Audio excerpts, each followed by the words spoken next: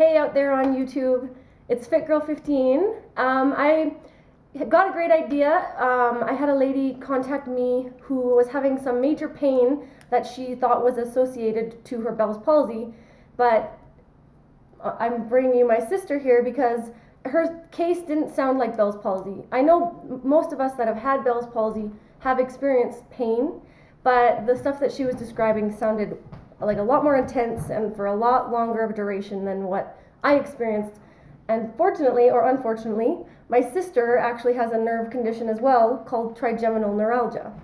And I thought that it'd be great for us to team up so that we could spread some of the information regarding trigeminal neuralgia and what some other people experience, nerve-related illnesses. So, this is my sister. Welcome. I have a few questions that I'm going to just ask her candidly. So, when did you first notice that something wasn't right with your nerves? Well, probably 10 years ago, I noticed that I had, lots of tooth pain, and obviously it's tooth pain, so I must have something wrong with my teeth.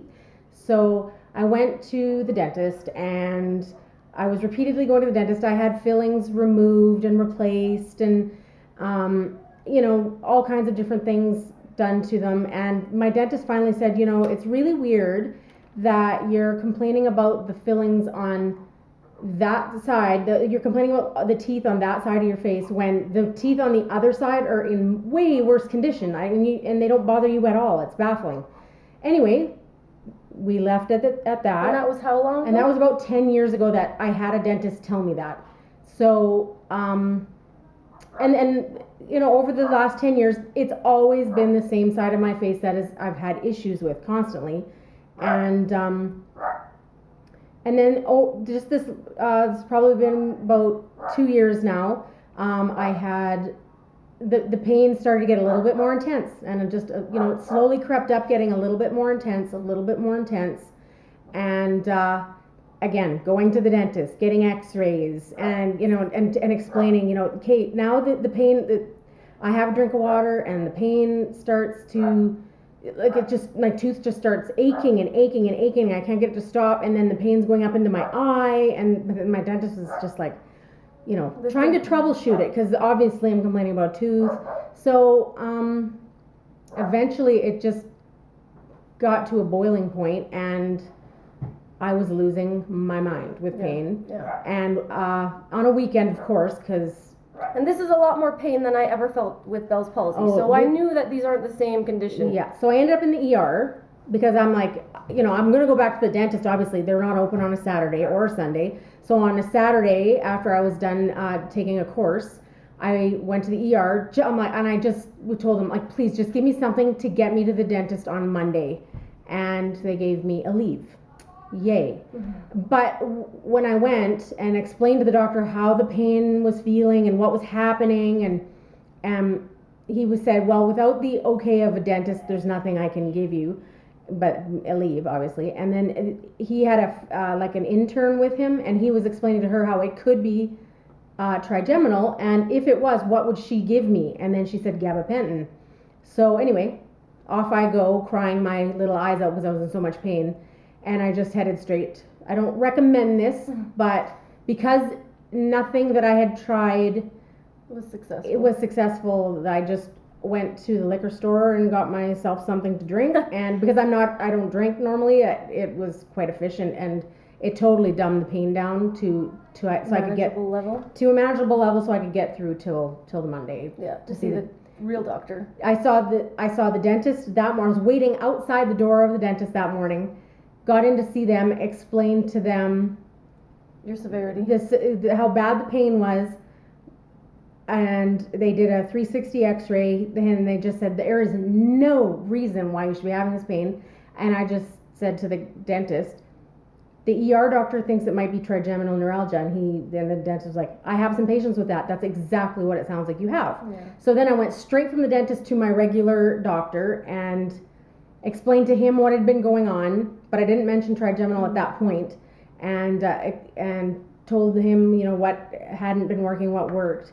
and for the pain, and then he sat down and had got a serious look on his face, and then before he could even say anything, I said trigeminal neuralgia, and he was like, yes, that's exactly what I think you have. So he prescribed gabapentin, which is it is an anticonvulsant, so they give it to epileptics. It slows down the nerve impulses. They give it to anybody who has like a restless leg syndrome or nerve pain from other conditions, and it actually works really well for that. Yeah. So you've had success with that? Great. Like after fine-tuning doses and time patterns, dosing patterns. Right.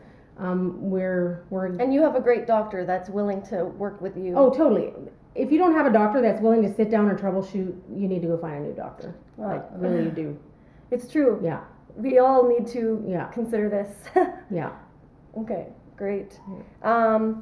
So the triggers again was the teeth, mostly teeth. It can be air. Yeah, it can be any, like everybody's different. You could have it just cold air on your cheek sets off pain in your face, like, and you don't know why. For me, it was teeth. Drinking cold water set off pain. Drinking hot coffee set off pain. Eating. Yeah, eating. Breathing.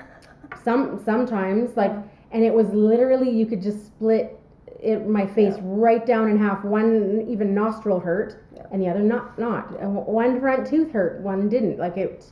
So remember, there's two sides, right? So typically this, I've read, only happens to one. You can get it in both sides. Okay. I feel bad for you if you have it in both sides, but it's kind of like bells. It is possible to have it, but you traditionally wouldn't have it on both sides. Yeah. So currently you're on this medicine called gabapentin. Yes. For those of you that might want to talk to your doctors about it. There are many different varieties of this kind of medication. Again, if your doctor prescribes you something else, ask them why and what are the advantages. In my, you would say to your doctor, in my case, why would you prescribe that over that? Or and if you're currently on meds, are they going to conflict? That would be why your doctor might prescribe something else. Right.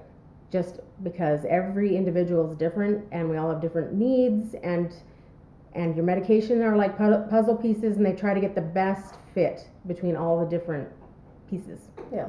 For your needs. So it did progressively get more painful, and that's why you're at the point you're at now. Yes. Oh, it was absolutely painful. A life sentence? Did they say that it's ever going to stop? It isn't necessarily. For me, we've been slowly increasing doses over the last year and a half, and it's still there. So my doctor said if I could go 7 days without feeling any pain from it, then I'm good to stop medication. But that hasn't happened. So it's kind of scary to think that. Absolutely. Because the pain is not worth. Yeah. Oh God. Yeah. I actually, when I have a little attack of it, I have a panic attack pretty much, because I'm like, oh gosh, is it gonna snowball into something I can't handle? But I just take extra medication, and that solves that problem. Well, I'm glad that you have an amazing doctor. He's great.